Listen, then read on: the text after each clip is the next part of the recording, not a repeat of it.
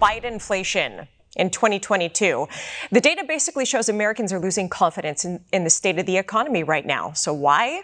Could be the initial pain that comes with change. We were warned about this. Stock market jitters, high interest rates not being cut yet. Last time we saw a cut was right before the election.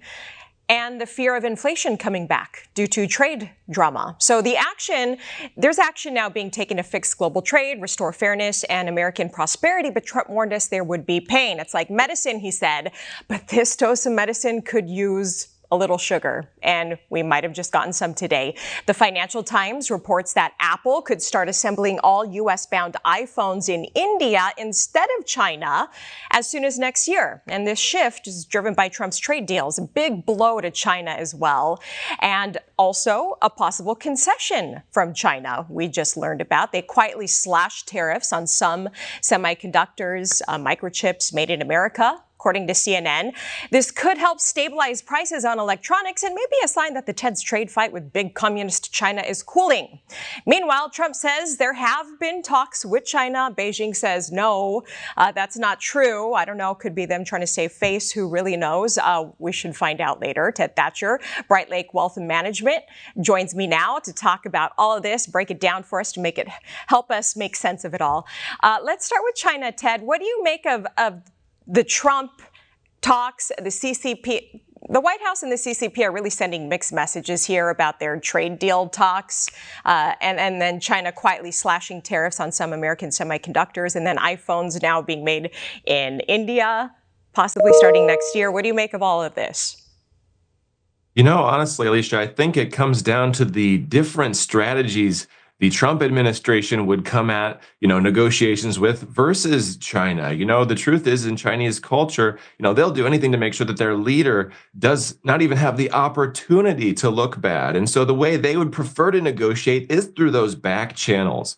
And while, I think the total opposite is the truth of the Trump administration. Trump would love to sit down at a, big conference room table with President Xi and kind of duke it out and then announce something together. And so I think it's this dichotomy between the strategies that each government would prefer that is causing a lot of the confusion we're seeing right now.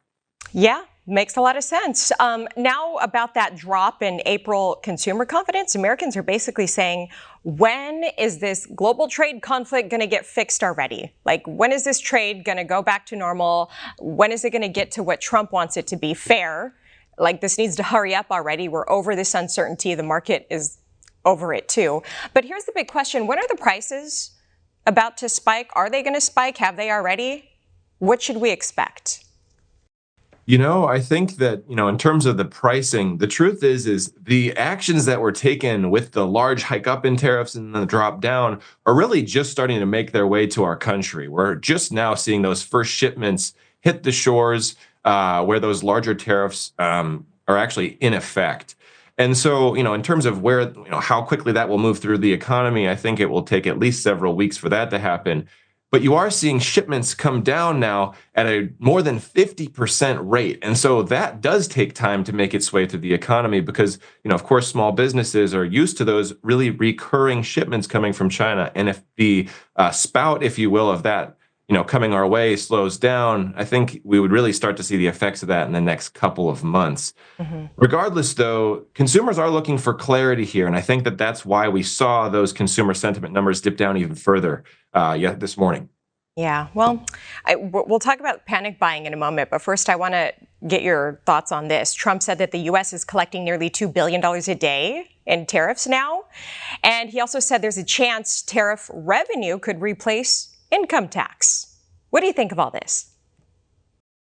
I think that it replacing the income tax, I wouldn't go so far as to project that. And the reason specifically is just because what I would like to see to make that kind of bold statement would actually be a pen to paper on all these negotiated deals. We keep hearing about how so many countries have come to the table.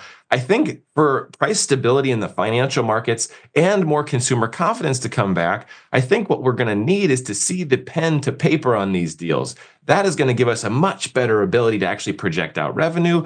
And then again, for that more confidence, more certainty, more price stability to kind of retake the overall trend in the marketplace. Okay, so we've seen people already stocking up, or some call it panic buying on items like meat, bananas, bottled water, toilet paper. Remember that? Remember during the pandemic, Oh, yeah. people were buying up toilet paper for no reason at all? Like the group think of that just blows my mind. It still makes no sense.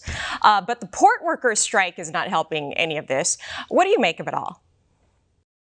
Obviously, I think everybody is kind of going back to that almost COVID mentality of we got to get it while we can. And, it makes sense because of the amount of rhetoric we are seeing about so much being uncertain in our supply chain, of course, because of the tariffs. I do think I would, maybe dial that concern back a little bit. I don't think we're going to see empty shelves, for months on end or something. Anytime you disrupt the global supply chain with a change as drastic as this one has been, it would be unreasonable to think there wouldn't be any consequences.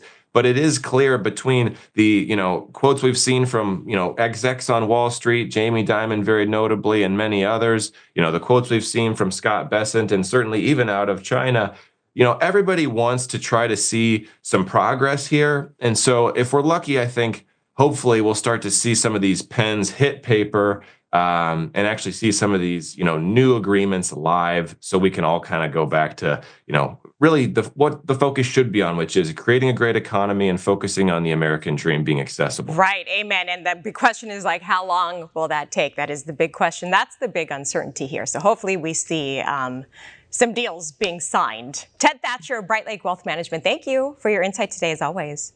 Thank you.